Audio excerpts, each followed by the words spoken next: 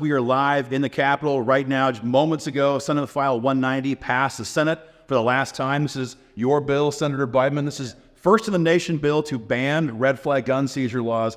No one said it. Everyone said it wasn't going to pass. It was going to die, but you guys got it done. We got it done. We had a lot of help. Thank you to all the WYGO members out there across the state that made it happen. Aaron, for your help with the lobbying, and it was just a great bill, a great piece of legislation, and it was easy to pass because it was so well written, and we couldn't have done it without all you guys, for sure. I think what was kind of crazy to watch was the vote counts. You mentioned it was easy to pass. I mean, let's be honest, it's been a lot of years here where it wasn't easy to pass a gun bill. At the end of the day, though, Anthony, this is more a due process bill as much as it was a gun bill, because all we're saying here is that, hey, we should have some basic standards, and if you're going to let the government take away someone's guns, there should be a freaking conviction first. Well, as we know, we have a federal government that's out of control. 100%. And if we don't have the state having some walls up, then what do we have? What do we have a legislature here for anyway, if we can't stand up to the federal government? So. Yeah. This is a major victory, guys. And of course, as always, the hope is that when something like this happens here, that it spreads to red America all across the country. So if you're watching this right now in a different state, a month from now, a year from now, look up Senate File 109, get that right, 109 in Wyoming, because this is the first in the nation bill that bans red flag laws altogether.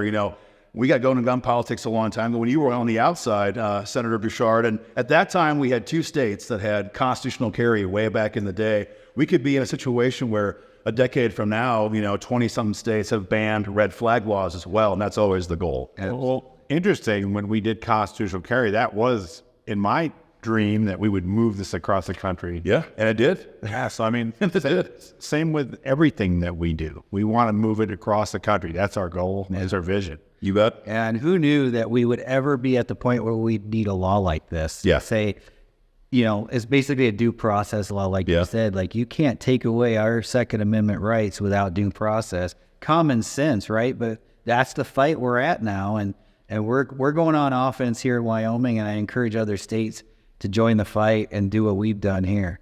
Well, to your point, that's kind of, people say, well, what's left to do in Wyoming when it comes to guns? Well, that's the problem. We have to keep interacting with this crazy government, federal government, and this crazy president, so we have to keep setting roadblocks in place to safeguard our freedoms. But that was just one of the big victories today, guys. We also passed a monumental elimination of gun-free zones. House Bill 125 passed today as well for the final vote. It goes to the governor's desk for his consideration.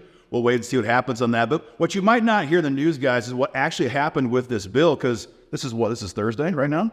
Yeah. 3 days ago, this bill was dead in committee. It died 3-2. Moms Demand. Well, it was in a kill committee. Well, yeah, Moms Demand Action was out here. We had all the labor unions were all out here, and they lobbied hard. And in committee, and just to be clear, there's no Democrats on this committee. It died 3-2, and everyone thought the fight was over. And then you guys, I think, woke up Tuesday morning, and you're like, no, we're not letting that crap happen. So, Bo, what happened? And you guys got it back on the floor. How'd that work? Well, we use the Senate rules, and in the Senate, we can yank a bill out of committee anytime following our own rules. It's a majority vote. We had a huge floor fight over that because, they were trying to tell us it took a 2/3 majority to yank a bill, but we yank bills every session. It's not new. We used the procedure. We followed the procedure. And we got that bill yanked out of the committee onto the floor, and then we had proceeded to a floor fight. Well, you know what I want to add, because we made the comment about how it was a little easier this year. Mm-hmm. Now, and this is why elections matter. Yeah. Because when I first came in the chamber, I was the guy in there using that same rule. Yeah. But I was by myself, and most of the chamber was against me because they don't want to go against leadership. And so this year, it's been a lot different. We've had new people coming into the chamber.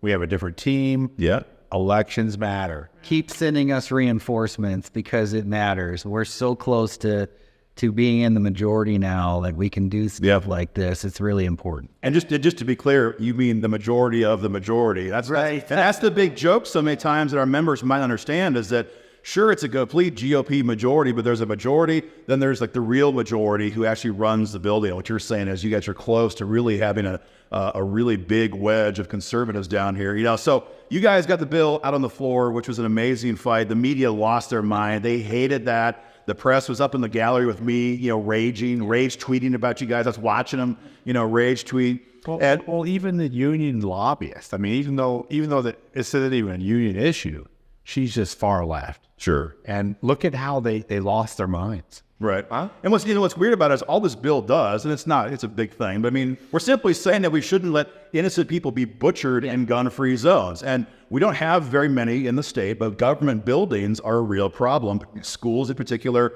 This building, the state capitol where we're at right now, it's always so insulting to have to grab my gun, put it in the glove box, hope someone doesn't break my window out when I'm in the Capitol with you guys. So the Capitol is in this bill, schools in this bill, and all places where you guys have interim committees. You would have thought that we were giving machine guns to toddlers, but we're just simply saying that before there is a mass shooting, God forbid, in this state, we should roll back these deadly policies to give people a chance to defend themselves. Yeah, absolutely. It's common sense. And a lot of people that I represent don't even realize that we have these gun-free zones. They assume Wyoming is this bastion of freedom and gun rights. When you tell them that, you can't carry in the Capitol, no, you can't carry here, and they're shocked. And then there's, what do you got to do about it? Well, we've been trying this for years. I was a freshman in the House in 2017 when we last passed this bill. Yep. And then Governor Meade vetoed it after we had left session, so we weren't here to override his veto.